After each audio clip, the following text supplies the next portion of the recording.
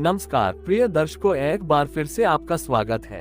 प्रिय दर्शकों, आज फिर एक नई कहानी लेकर हाजिर हुए हैं। संध्या का समय था, आकाश गहरा लाल हो चुका था और पक्षी अपने घोंसलों की ओर लौट रहे थे। गांव के बाहरी छोर पर स्थित पुराने पीपल के पेड़ के नीचे सुमन बैठी थी। वह गहरे विचारों में डूबी हुई थी। उसके हाथ में एक पुरानी डायरी थी जिसे उसने गांव के पुराने पुस्तकालय से खोज निकाला था। ये डायरी उसके दादाजी की थी, जो वर्षों पहले इस दुनिया से चले गए थे। डायरी के पहले पन्ने पर लिखा था, यह मेरे जीवन के सबसे बड़े रहस्य की कहानी है, जो शायद किसी और दुनिया से जुड़ा हुआ है। ये वाक्य सुमन को बेचैन कर गया। उसने पन्ना पलटा और पढ़ने लगी। डायरी में लिखा था कि गांव के पास की पहाड़ियों में एक गुफा है, जिसे अनजान गुफा कहते हैं। दादाजी ने लिखा था कि वहां एक गुप्त द्वार है, जो एक अलग दुनिया में ले जाता है।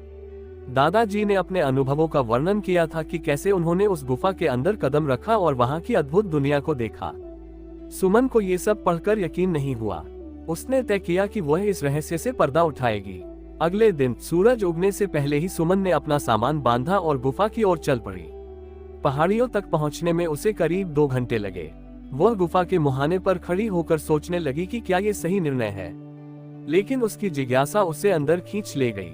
गुफा के अंदर अंधेरा था। सुमन ने अपने साथ लाया हुआ टॉर्च जलाया और धीरे धीरे आगे बढ़ी। कुछ कदम चलने के बाद उसे दीवारों पर अजीब सी नक्काशी दिखी। ये चित्र किसी अनजानी भाषा में बने हुए थे। सुमन ने उन्हें ध्यान से देखा, लेकिन समझ नहीं सकी। कुछ दूर जाने पर उसे एक बड़ा पत्थर दिखा, जिस पर दादाजी का नाम खुदा हुआ था। पत्थर के पास ही एक द्वार जैसा दिखने वाला रास्ता था, जो चमक रहा था। सुमन का दिल जोर जोर से धड़कने लगा। उसने हिम्मत जुटाई और उस रास्ते पर कदम रखा। जैसे ही वह द्वार पार कर गई, उसने खुद को एक बिल्कुल अलग दुनिया में पाया।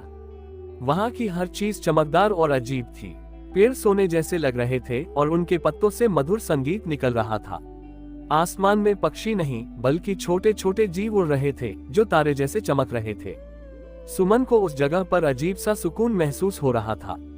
वह आगे बढ़ी तो उसे वहां के निवासियों ने घेर लिया। वे इंसानों जैसे ही दिखते थे, लेकिन उनकी आंखें बड़ी और चमकदार थीं। उनमें से एक, जिसका नाम अरुणाय था, ने सुमन से पूछा, तुम कौन हो और यहाँ क्यों आए हो? सुमन ने दादाजी की डायरी का जिक्र किया और बताया कि वह इस दुनिया को देखने आई है। अरुणाय मुस्कुराया और बोला, तुम्हारे दादा हमारे सबसे बड़े मित्र थे। उन्होंने हमारी दुनिया की रक्षा की थी, लेकिन अब ये जगह खतरे में है। अरुणाय ने बताया कि उनकी दुनिया पर एक बाहरी शक्ति हमला करने वाली है और वे सुमन से मदद चाहते हैं। सुमन को विश्वास नहीं हुआ कि वह क्या सुन रही है। उसने कहा, मैं इंसान हूँ, मैं आपकी मदद कैसे कर सकती हूँ? अरुणाय ने कहा, तुम्हारे अंदर एक खास शक्ति है, जिसे तुम्हारे दादा ने पहचाना था। उसी शक्ति की हमें जरूरत है। सुमन को खुद पर यकीन नहीं था, लेकिन उसने मदद करने का वादा किया। अरुणाय ने उसे उस शक्ति को जगाने के तरीके सिखाए। यह एक कठिन प्रक्रिया थी, जिसमें सुमन को अपनी सभी डर और कमजोरियों को हराना था। कुछ दिनों की मेहनत के बाद सुमन ने अपनी शक्ति को महसूस किया। वह अब उस दुनिया की रक्षा के लिए तैयार थी। एक दिन जब वह बाहरी शक्ति से लड़ रही थी, तो उसे महसूस हुआ कि उसकी असली ताकत उसके साहस और विश्वास में है। लंबे संघर्ष के बाद सुमन और वहां के निवासियों ने उस बाहरी शक्ति को हरा दिया। पूरी दुनिया खुशियों से भर गई।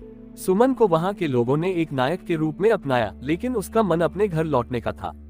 उसने अरुणाया से विदा ली और उन्होंने उसे वादा किया कि वह कभी भी जरूरत पड़ने पर वापस आ सकती है। गुफा से बाहर निकलकर सुमन ने महसूस किया कि यह सिर्फ एक यात्रा नहीं थी, बल्कि एक सीख थी। वह अब एक बदली हुई व्यक्ति थी। उसने डायरी में आखिरी पन्ने पर लिखा, हर इंसान के अंदर एक अनजानी दुनिया छिपी होती है, बस जरूरत है उसे खोजने की। सुमन की यह कहानी गांव में सबको प्रेरित करती रही और वह खुद एक मिसाल बन गई कि जिज्ञासा और साहस से बड़ी चुनौतियों को हराया जा सकता है। आपको ये कहानी अच्छी लगी हो तो लाइक, शेयर और सब्सक्राइब करना ना भूलना।